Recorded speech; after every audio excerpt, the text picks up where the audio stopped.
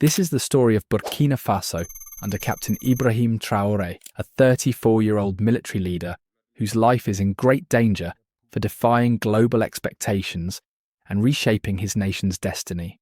In just 2 years, Traore has charted a bold new path, showing young Africans what old African leaders failed to do despite spending decades in power. World powers predicted a collapse, but Burkina Faso's GDP grew from $18.8 billion to $22.1 billion. This young president rejected IMF and World Bank loans, declaring, "Africa doesn't need the World Bank, IMF, Europe, or America." Under his leadership, ministerial salaries were slashed by 30%, civil servants' pay was raised by 50%, and local debts were paid off. He banned French military operations, expelled French troops, and silenced foreign media influence, reclaiming national sovereignty, not just in rhetoric, but in action. But Traore's revolution isn't just political, it's economic and cultural. He industrialized agriculture with over 400 tractors, expanded tomato, millet, and rice production, and built Burkina Faso's first tomato processing plants. Gold is no longer exported raw. Local processing is now the priority. Even the courtrooms now reflect Burkinabe identity, with colonial wigs replaced by traditional attire. Roads are being widened, a new international airport is under construction, and Burkina Faso's vision is no longer dictated from Paris, Washington, or Brussels. But Ibrahim Traore faces a big problem, despite his achievements and popularity amongst young Africans. His achievements and bold moves have provoked some powerful and dangerous people. But to understand this great threat lurking around Traore, we need to revisit his rise to power. In September 2022, Captain Ibrahim Traore seized power in Burkina Faso. But unlike many military takeovers that have plagued the continent, something different was unfolding. Traore wasn't just another military leader hungry for power. He arrived with a vision that resonated deeply with many Burkinabe.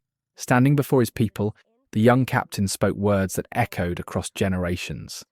A call for true sovereignty, economic independence, and dignity for the African people. His rhetoric wasn't new. It carried the same revolutionary spirit that once animated Thomas Sankara, Kwame Nkrumah, Muammar Gaddafi, and Patrice Lumumba. These great African leaders had attempted to break the chains of colonialism and neo-colonialism, only to be violently removed from power. But now, through Traore, their ideas were breathing new life. The difference? Traore wasn't just talking about change, he was implementing it rapidly, boldly, and decisively. When Western powers predicted economic collapse without their guidance, something unexpected happened instead. Under Traore's leadership, Burkina Faso's GDP grew from $18.8 billion to $22.1 billion in just 2 years. This has only increased the threats that Traore is facing. But how did he achieve this growth while simultaneously defying traditional power structures? Africa doesn't need the World Bank, IMF, Europe, or America. These bold words from Traore weren't just political posturing, they were followed by action. In a move that shocked international financial institutions, Traore's government rejected the outrageously high interest loans the IMF and the World Bank give to African countries. This rejection of what many call debt trap diplomacy represented a fundamental shift. Instead of accepting foreign loans with strings attached, Traore focused on developing Burkina Faso's internal resources and capabilities. In a country where corruption had long drained public resources, Traore's approach to governance appears to prioritise public service over personal enrichment. Many supporters, however, claim that Traore reduced salaries of top government officials by 30% upon taking power, though there is no substantial evidence to confirm this specific claim. Burkinabe MPs also took a 50% salary cut back in 2015, long before Traore seized power in 2022. What is well documented is that Traore has maintained his modest military captain's salary, explicitly rejecting the more lucrative presidential salary that would traditionally come with his position. This symbolic stance resonates deeply with many Burkinabe citizens and younger Africans who have grown weary of self-enriching leaders. More concretely, his administration has implemented policies aimed at addressing economic disparities, reportedly increasing civil servants' salaries by 50%. These economic reforms represent a significant shift in how government resources are allocated in Burkina Faso. But how could a country that had been largely dependent on foreign aid, IMF loans, and Western control for decades suddenly pursue economic policies that reject these institutions? What strategic resource management allowed Traore's government to move toward greater financial autonomy in such a short time? Are his policies just a ticking time bomb? The answers to these questions reveal a fundamental shift in how Burkina Faso manages its national wealth, and how it has provoked some powerful people who are not happy with the Burkinabe strongman. For decades, Burkina Faso's vast mineral wealth enriched foreign corporations while most citizens lived in poverty. But in 2023, Traore inaugurated a state-of-the-art gold mine to enhance local processing capabilities. More significantly, he nationalized the Boungou and Wagnion gold mines for just $80 million, a fraction of the $300 million price previously agreed by Endeavour Mining. Traore's government recently granted an industrial mining license to Russian company Nordgold for the new gold deposit. This move, which strengthens economic ties with Russia while pivoting away from traditional Western partners, is expected to produce over 20 tons of gold during its 8-year operation and create more than 200 jobs. But the most provocative and boldest move came when Traore stopped the export of unrefined Burkina Faso gold to Europe. Instead, in 2024, he launched the country's first gold refinery, creating 100 direct and 5,000 indirect jobs. If this story of Ibrahim Traore's vision for Burkina Faso moves you even a little, if it makes you think, gives you hope, or just opens your eyes to something you wish for your country, then do us a small favour with a huge impact. Hit that like button so this message reaches more people. Share this video with someone who needs to hear it. Subscribe to the New Tourist channel so you never miss another story like this. The gold sector accounts for 80% of Burkina Faso's exports, but Traore's vision extended beyond mining. Agriculture has always been the backbone of Burkina Faso's economy, but for years farmers struggled without adequate support. Traore's government dramatically changed this reality by distributing over 400 tractors, 239 tillers, 710 motor pumps, and 714 motorcycles to boost production and support rural stakeholders. His administration also provided access to improved seeds and other farm inputs to maximize agricultural output. The results speak for themselves. Tomato production increased from 315,000 metric tons in 2022 to 360,000 metric tons in 2024. Millet production rose from 907,000 metric tons in 2023 to 960,000 metric tons in 2024. 2022 to 1.1 million metric tons in 2024.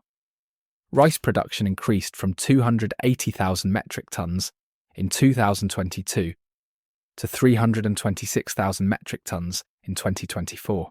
But Traore's agricultural vision went beyond just increasing yields. He pushed for value addition through local processing.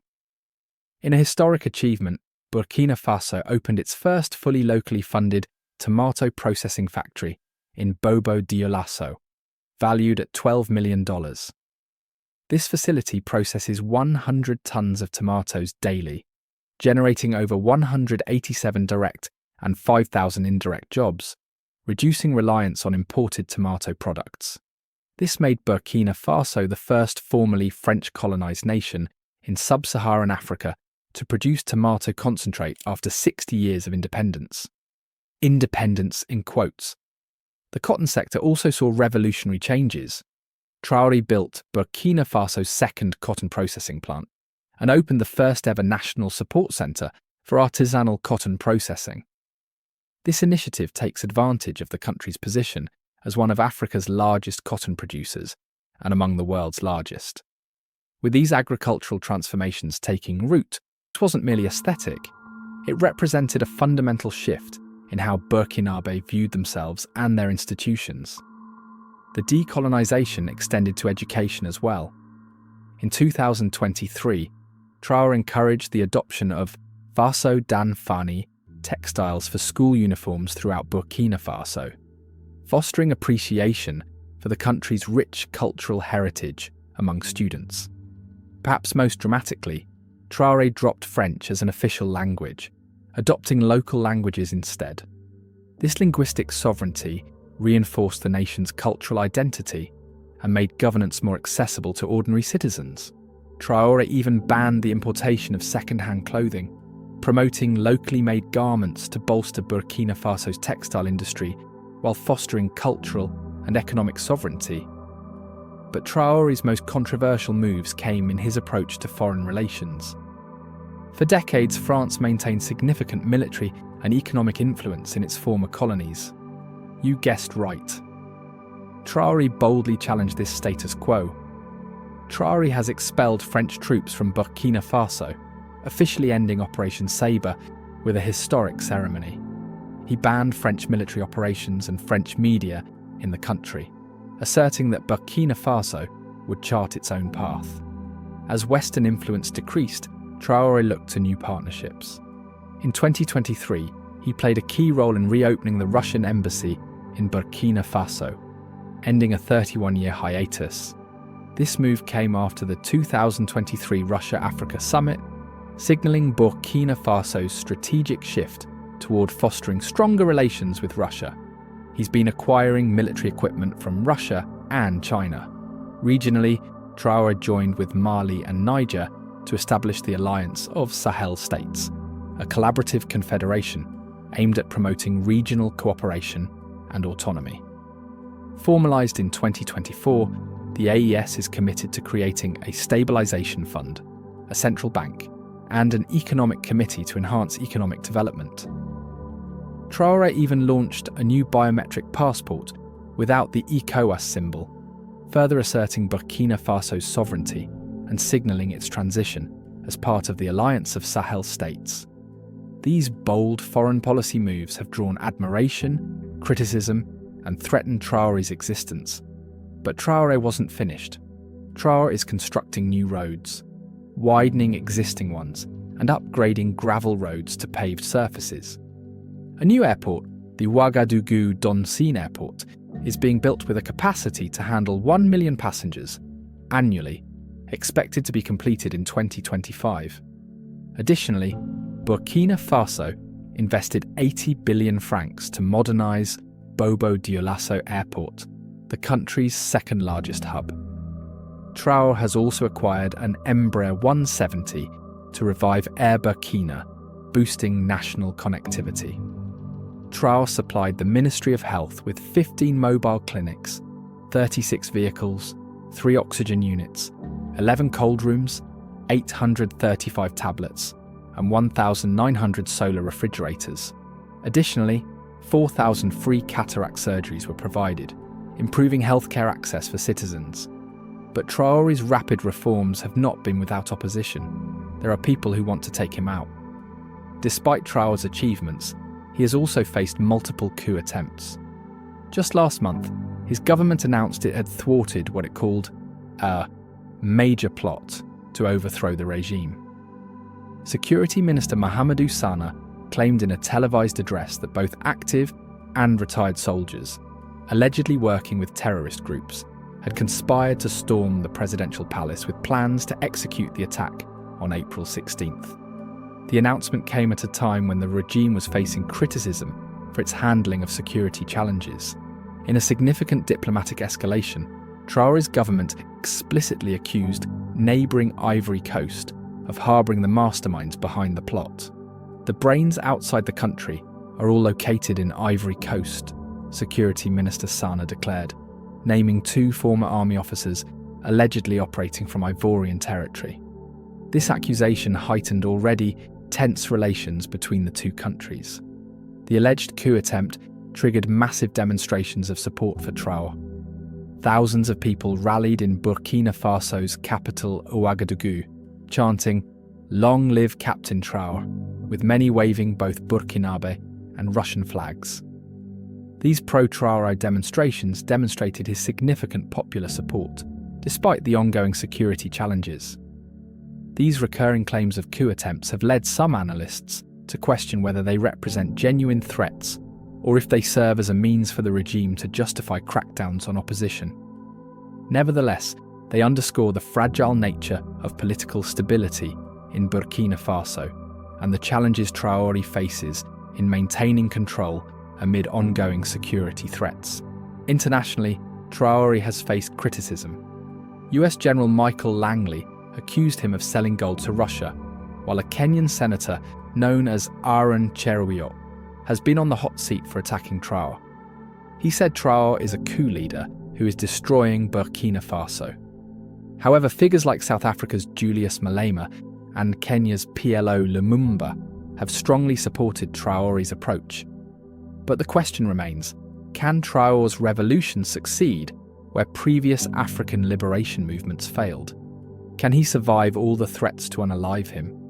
Ibrahim Traore isn't just transforming Burkina Faso, he's inspiring a new generation of Pan-Africanists across the continent and diaspora. Support for his vision has emerged from Barbados, Jamaica, the United States, and throughout Africa. Recent research suggests that Burkina Faso's economy could grow at an average rate of 8% from 2025 to 2043. This would translate into an additional GDP per capita of $1,120 above a business-as-usual forecast, and reduce income poverty to only 2.6% of the population. This means an extra 2.4 million Burkinabes could be lifted out of poverty by 2043. But will Traore be alive to witness this growth? But history offers caution. Almost a year after seizing power in the coup, whose dreams were cut short by external powers. Despite his shortcomings, Muammar Gaddafi of Libya was one such figure whose Pan-African vision threatened Western interests. He advocated for a united Africa with a single government, president, defence force and common currency, even donating millions from Libya's oil wealth to realise this vision. His plan to introduce the gold dinar as backing for African currencies would have freed the continent from the dollar-dominated Western monetary system, a direct challenge to global financial powers and the catalyst to his unaliving. Similarly, Patrice Lumumba, the Congo's first democratically elected prime minister, embodied this same revolutionary spirit. Lumumba fought for the Congo's independence and a united Africa freed from imperialism and external control. His life too was cut short. These leaders were eliminated precisely because they challenged the existing world order. But their ideas did not die with them. Today we see their revolutionary spirit reborn in Ibrahim Traore, a young leader confronting the same imperial forces while working to build genuine sovereignty for his people. But will Traore's revolution endure?